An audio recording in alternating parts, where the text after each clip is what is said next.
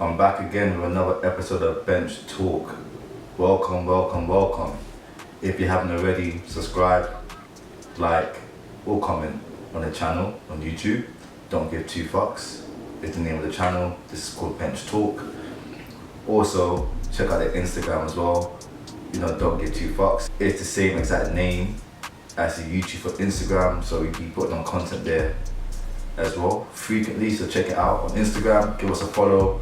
Help us build up those little subscribers. Let's try to get to 100 subscribers soon on both YouTube and on Instagram. And also, we got the TikTok going as well. Well, it's about to get going. So the TikTok, I'm looking to be posting some videos there as well on TikTok. And the support from the community is going to be great. So, as I said again, like, subscribe, comment. So yeah, let's start off with the NFL. Week 1, game day 1. The season has begun. Well, it started on Friday. Patty Mahomes, he lost the game, which was sad. But we've had the Sunday football. You know what NFL is about. Sunday football. Start off with the Broncos versus the Raiders. The Broncos, first of all, they started the game with an onside kick. I like that. I'm not gonna lie, I liked it. First play, onside kick. Just trying to get a momentum shift or a momentum goal. It didn't work, or they got a penalty. So they did recover it, but they got a penalty. So it didn't work, but I like the idea of it straight away. I thought it was good. Watching the game, Russell Wilson, he was looking good in the first half. Like, he was on fire. But, in the second half, he faded in yards in terms of throwing attempts. Not throwing attempts, but in terms of passing yards, it went down a lot. So the first half was on fire. Second half, it wasn't that good. When you look at his stats though, his stats were banging. I won't lie to you, his stats were looking good. Very accurate. 8%, but with 27 passes, he got on 200 yards. So that's the only thing I didn't like. A lot of short passes, but I didn't see anything for him to say like, yeah, I'm gonna change the game or bump it down the field or do anything that great. But what I did like as well is that he had 8 receivers who had at least 2 catches or more, and that showed you that he was just literally spreading the wealth. Getting his receivers involved, making sure that everyone's getting touches to feel good on the offense. So that was one good thing for sure out of the offense from Russell Wilson and out of the Broncos, that they're going to spread the ball. They're not going to rely on one receiver to make sure that the job gets done. I just felt like there were situations where they got 3 points where they should have got 7. If they get 7 points, it's a different game. Touchdowns make a big difference. Defenders are happy if you get in the, within the goal line situation. So, 10 yards away from getting a touchdown, they're happy when they give away 3 points and don't give away the 7 points or the TD. So I feel like that's something they can work on as well. From the Raiders' point of view, I thought they made a lot of clutch plays. They made a lot of clutch plays. So Garoppolo's TD pass to make it 17-16 with 6 minutes left, or 6 minutes and 34 seconds left in the fourth quarter. That was big. That was big. Big play. It was 10-16, gets that touchdown, 17-16. And then, Denver got the ball back, didn't do much of it. The Raiders got it back. And then he was able to ice the game on 3rd down as well. When he ran the ball through his legs, 3rd and 7, 2 minutes left. He got the 1st down, game done.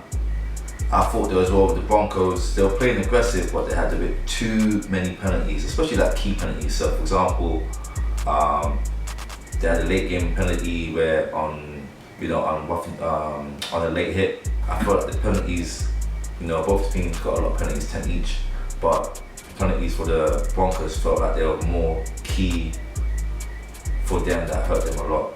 And they just need to watch out for that in the next couple of games as well. Both teams play well defensively, so the Broncos defense is always going to come to turn up. And the Raiders, Garoppolo, Jimmy G, he did his thing. He made sure he made the key plays, and that's the key takeaway. He made 2 big plays that made a big difference in the game. The next game, Dolphins versus the Chargers.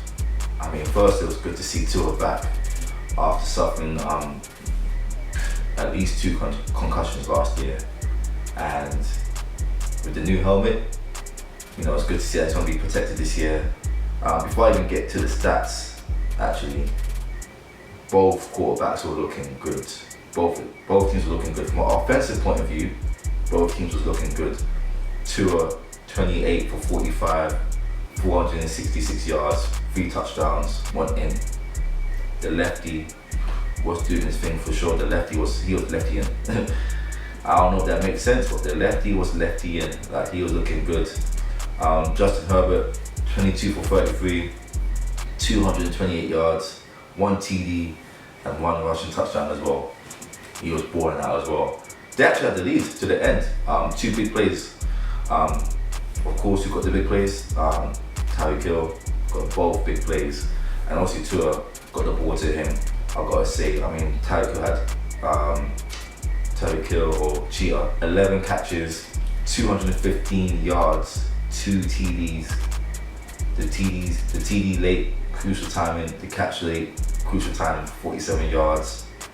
What's good though about both teams was Dolphins had 9 third down conversions, converted 4. So that let you know that the Dolphins wasn't getting themselves into much third down conversion territory. They were literally getting first and second downs or making plays. So they didn't have to extend too many plays, and you can see they had less time with possession of the ball than the Chargers. The Chargers, however, they were 9 for 15 in third down conversion, so they were always extending plays. So like I said before, offensively, both teams were looking good, and the running game from the Chargers as well was crazy. I mean, Michaela had 16 rushes for 117 yards and a touchdown, and Kelly had 16 rushes as well for 91 yards. So both of them, that's over 200 yards of rushing that they got.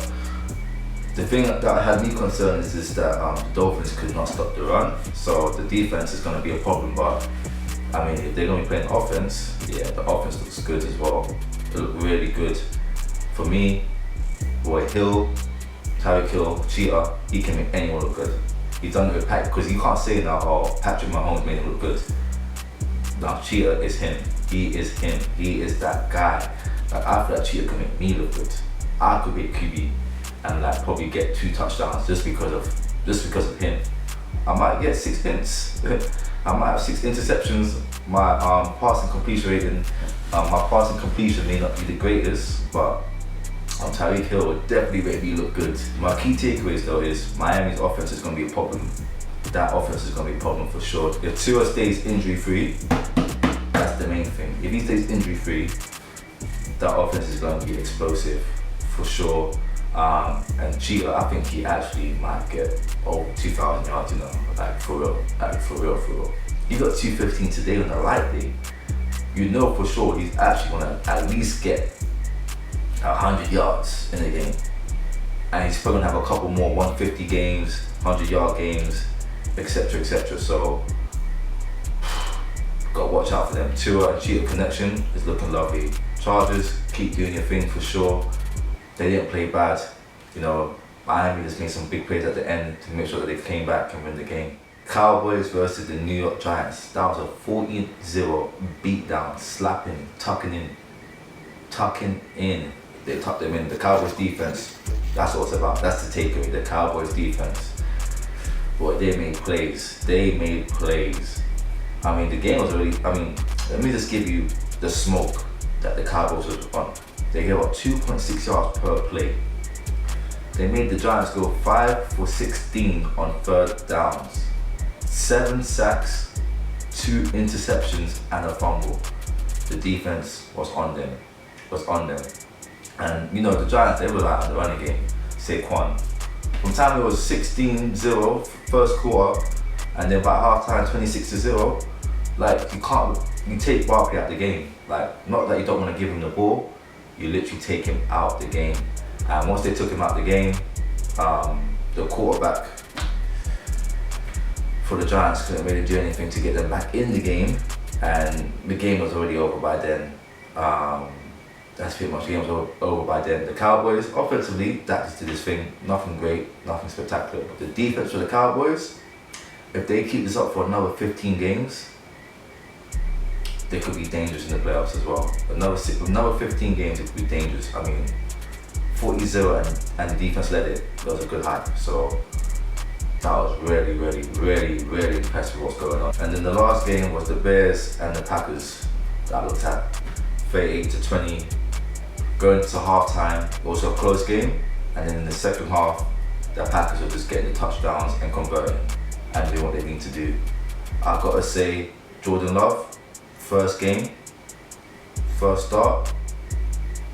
I mean, I have to give him credit for it. He's a rookie basically, so he might have some ups and downs in the season, but based on the first game, he had 3 years to study Aaron Rodgers and, you know, just learn how to be a quarterback. Even though Aaron Rodgers wasn't really being the nicest guy to him. He was mad that he came, but you could see he looked solid. He looked solid in the first game, you know. You got to give him right for the production. The production was really, really, really good. 15 for 27, 245 yards, 3 TDs. So he's the predecessor right now for Aaron Rodgers, and you know, if he keeps this up, Green Bay's in good hands as well for another great quarterback as well that they're gonna have. So I have to say I'm really impressed with that. Justin Fields, I thought he didn't do too bad. Obviously, he had the 2 turnovers that was key. Like, he is turnover prone, so the fumble and interception, but he had over 15 pressures that game. Like, his O-line was not blocking for him. Well, he still made some plays. He was looking shifty. He was getting pressured the whole game, and he still made some plays. The 2 turnovers, the fumble was on him. It was on him. It was a bad throw. He was staring it down. But the thing about Justin Fields is you can tell that he's always trying to make a play. So you can get onto him about that, but you can't get onto him too much about that either. Again, I feel like the Bears, you know, people are going to be more disappointed in their Bears because they should have probably done more in that game. Based on that game, the O-line needs to do more, the D-line needs to do more, because we know that the game is literally run. The game for NFL is about the front 4. When the front 4 are doing their job, then everyone else can either prosper, have time in the pocket, or, for example, receivers can get more open, or the run game could be solid. On the flip side, for the defense, if the front 4 is doing their job, you can pressure the quarterback without doing too many blitzes, you can have better coverage. So the front 4 is what the Bears need to work on, and yeah, they just need to play a bit harder. You see they're trying, let's play harder, Bears, just do their job. But Packers, first start for the new guy, for the QB, Jordan Love. Got to give him credit, got to shake his hand and say well done. You've done what you're supposed to do in your first game, and congratulations as well to your first start and your first win of the NFL career. Moving on from the NFL, FIBA World Cup Basketball. Hey, USA, they came away with zero medals. So I feel like Noah Lyles must be laughing right now. Well, he did troll. He did send a little tweet to troll. Yeah, he did troll, which is funny. He did send a tweet to troll, you know, the USA, and saying that they're not world champions. You know, before, well, actually, let me go back a bit. So before Noah Lyles, he made a comment a few weeks ago saying that he doesn't know why the NBA league or players say that they're world champions when they're not facing everyone in the world. Now, skip forward a few weeks later, you know, people will get onto him. They were saying that, you know, what he's saying is stupid, dumb, etc., etc., etc. Now we're here, FIBA World Cup Championship. The USA, they didn't win any medals. No medals whatsoever, which is kind of funny at the same time. But, you know, Canada beat them in the third place. And they got smoked. But we got to realize as well, I wouldn't say that the world is catching up, because everyone's got borders as well now compared to like 10, 15 years or even 20 years ago. So everyone's got borders now. So I wouldn't say that the world's catching up, because, for example, we saw Canada's squad, a lot of those players play in the NBA. You see that a lot of players play in the NBA in these leagues around the world. I think the key thing is that the USA now know you just can't send anyone to these tournaments. So like, I know that Anthony Edwards, Tyler Halliburton, I wouldn't even put Austin Reeves there, so superstar. But they had Triple J, he was there, Brandon Ingram, and all these other top young players who came to the tournament to play, hoping to win a gold medal. That's the expectations, USA. But now, I think, you know, I wouldn't say America's disappointed right now about losing, because they didn't send the Avengers, and that's what America's gonna start doing again. So, you know, in Tokyo, etc., they bring the Avengers there, Now, they lost this tournament, guess what's gonna happen now? Avengers are coming back. Olympics next year, they're not gonna ramp. They're bringing back the Avengers because they're realizing now, okay, to beat these teams, you actually need to send your best players. And that's the excuse the USA's got right now. Yeah, we lost. Didn't put scales a 39-piece chicken dinner to make sure that we get 0 medals. To make sure we get 0 medals. Shea, SGA looking good. Dort locking people down. They kind of made sure that you're getting 0 medals. But now America knows that, look, we got to send our best players now. Like our top players, cream of the creme, to let them know that, look, when we send our best players, we smoke you guys. Don't let us send our best players. And that's probably something that they learned from this FIBA World Championship. Obviously, it's good experience for these guys to come there now and play and learn and see how the game is like. But, you know, right now Germany is the world champions, and that is so funny as well. Germany's the world champions now of basketball. So Noah Lyles, you can have the last laugh as well now, because what you said was true, and I understood what he's saying as well. Because at the end of the day, NBA is a league, just like the Premier League. Yes, England's got the best, Premier League's got the best players. It doesn't mean that England's the best team. That's why you have the World Cup. That's why you have the Euros, etc. So I got what Noah Lyles was trying to say, but when you have Drake, KD, you had even Gilbert Arenas, Dame, everyone's getting onto you saying, well, what are you talking about? And then this happens. That's what makes it so funny, this whole moment. Like, it makes it so funny. But we know America they didn't send the Avengers. And when they do next year for the Olympics, yeah, boy, they don't want Steph out there. The world don't want Steph out there. They don't want KD out there. They don't want Jason Tatum out there. They don't want Jaylen Brown out there. Yeah. They don't even want to see a John Morant out there. Like, they don't want America to send the Avengers. Like, if they send the Avengers, like, we know it's a wrap. It might be some close games, but it's a wrap. It's a wrap. It's a wrap. It's a wrap. So let's enjoy the moment for now, but let's not get onto America too much, because we saw what happened last time when the man got the bronze medal with AI. Their man came to the Redeem team, and for time they were just whooping everyone, just slapping everyone about. And you don't want LeBron James, man, like Thanos to come back out like, oh, you guys need me as well, yeah, just to make sure that that these guys know, just calm it down. We don't want that. We don't want AD out there. We don't want AD there just doing their thing. And secondly as well, America just needs to bring a bit more big man as well. That's the main thing. A bit more big man to help with the situation. And the last thing I want to talk about as well is VAR. Yeah, but I'm not even much like VAR from from a point of view of how it's being used, how